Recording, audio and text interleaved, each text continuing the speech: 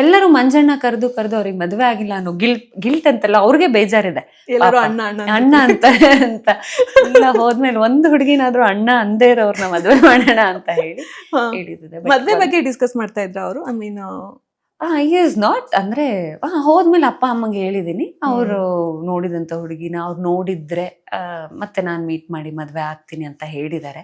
ಆತರ ತೀರಾ ಏನದು ಡೆಸ್ಪರೇಟ್ ಆನ್ ದ್ಯಾಟ್ ಅನ್ನೋದೆಲ್ಲ ಏನೂ ಇಲ್ಲ. With the flow.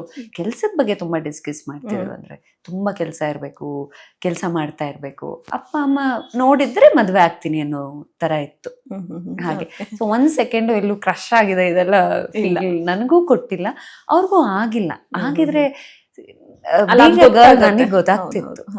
ಸೊ ಗೊತ್ತಾಗಿ ಅದನ್ನ ಎಂಟರ್ಟೈನ್ ಮಾಡೋಳಲ್ಲ. ನನಗೆ ನಂದೇ ಆದಂತ ರೆಸ್ಪಾನ್ಸಿಬಿಲಿಟೀಸ್ ಇದೆ, ಫ್ಯಾಮಿಲಿ ಇದೆ.